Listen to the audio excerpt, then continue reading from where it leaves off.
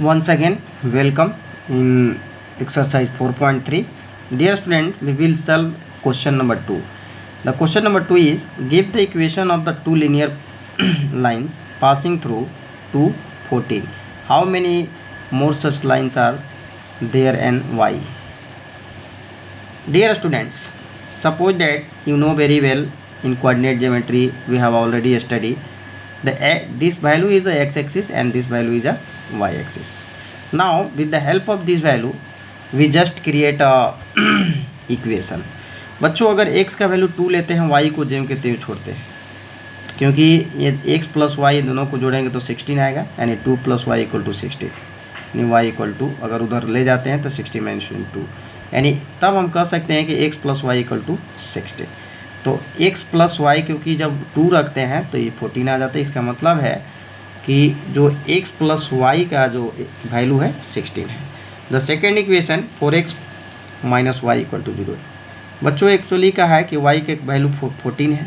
अगर हम x का वैल्यू 2 रखते हैं इसमें तो 7 इंटू 2 माइनस वाई, यानी 14 माइनस वाई इक्वल टू 0, यानी y इक्वल टू आपका हमारा -14 माइनस माइनस कट गया, यानी y इक्वल टू 14 आ गया.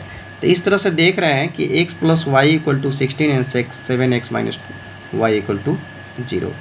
बच्चों सेकेंड क्वेश्चन है कि इसमें कि सच लाइन से, यानी इसमें इन्फिनेटिव यानी मेनी इन्फिनिटिव लाइंस हो सकता है. क्यों? बिकॉज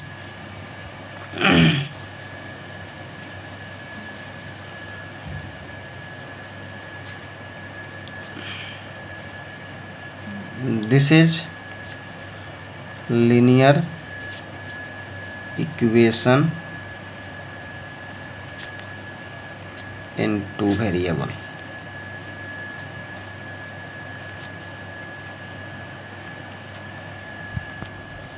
ये जो है इसमें हम बहुत सारे इक्वेशन बना सकते हैं.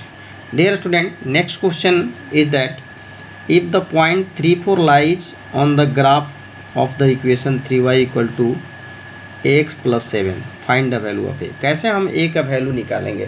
तो सो सिंपल, बहुत आसान है बच्चों, इसमें किसी तरह की गड़बड़ी नहीं है. Suppose if the point 3, 4 lies on the graph of the equation इतना, then 3y equal to x plus 7. तब हम क्या करेंगे? आप जानते हैं कोऑर्डिनेट ज्योमेट्री पढ़ चुके हैं, ये x का वैल्यू है, y का वैल्यू है. इस वैल्यू को हम इस इक्वेशन में पुट कर देंगे. 3y equal to x plus 7, यानी y का वैल्यू 4 है और x का वैल्यू 3, यानी 3 into 4 equal to x into 3 plus 7, and 12 equal to 3a plus 7. अब 7 को इधर ट्रांसपोज किए तो 12 माइनस 7 हो गया इक्वल टू 3 है, या 5 इक्वल टू 3 है, या 3a इक्वल टू, यानी हम कम्युनिकेट कर दिए, यानी कम्यूटेटिव प्रॉपर्टीज आप लोग पढ़े हैं. तो 3a इक्वल टू 5, इसलिए इक्वल टू 5 है. 3a फाइनली हमारा आंसर हो गया a का. The next question is question number 4. The taxi fare in a city is as follow. For the first kilometre the fare is Rs8 and for the subsequent distance it is Rs5 per kilometer.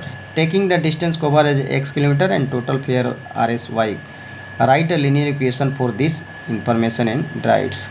बच्चों इस question में थोड़ा समझना है कि जो fair है taxi का, ये देखिए इस लाइन से आप समझ सकते हैं. ये सपोज डेट मान लीजिए पहला किलोमीटर है, ये पहला किलोमीटर का ये इसका Rs फिक्स है, यानी 8 रुपया लेगा. लेकिन उसके बाद जो 1 किलोमीटर ले जाएगा, मान लीजिए ये दूसरा किलोमीटर है, ये तीसरा है, तो इसका फेयर इसका ये 5-5 रुपया लेगा, यानी फर्स्ट जो किलोमीटर का ये 8 रुपीज़ कॉन्सेंट है. तब हम क्या करेंगे? Total fair y and total distance cover x.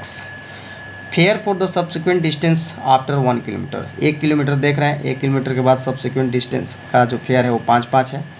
मान लिया कि 5 रुपया है 1 किलोमीटर का.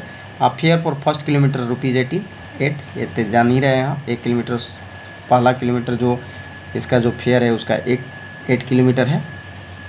अब जो है एज पर क्वेश्चन, बच्चों क्वेश्चन कह रहा है कि ये y जो है टोटल फेयर है.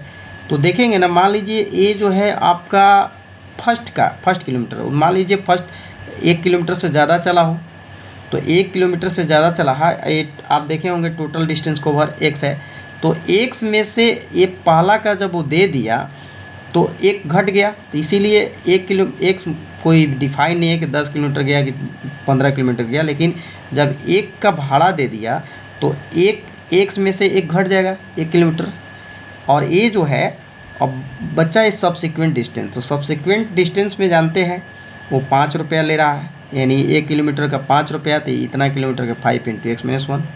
तो आप समझ गए होंगे अच्छी तरह से। y = 8 + 5x, इन दोनों को मल्टीप्लाई कर दे 5, y = 8 में से 5 घट गया 5x - 3। Now we will express as a table. अब हम इसको टेबल के रूप में एक्सप्रेस करें बच्चों। अगर इफ़ वी टेक x = 0, यहाँ x है y, x = 0 लेते हैं तो y का वैल्यू यहाँ 3 आता है। देखिए इफ़ वी टेक x = -1, अगर -1 लेते हैं तो y का वैल्यू कितना आता है -5 + 3 यानी -2 आता है। अब बच्चों इसी चीज़ को हम अब एक ग्राफ पर रिप्रेजेंट करेंगे। मान लीजिए x = 0 है तो y = क्या है 3 है। ये देखिए बिंदु मिल गया आपको, यानी 0 और 3 का।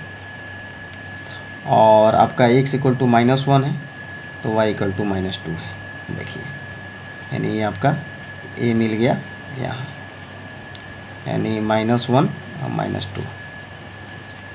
अब इसी को बच्चों क्या करेंगे कि हम लाइनिंग खींच देंगे, यानी आप स्केल से खींचेंगे। ये थोड़ा सा पन्ना है, यही हमारा ये आपका ग्राफ हो गया कि इसका y = 5x + 3 का। तो इस तरह से आप समझ गए होंगे। Now once again we will study next video.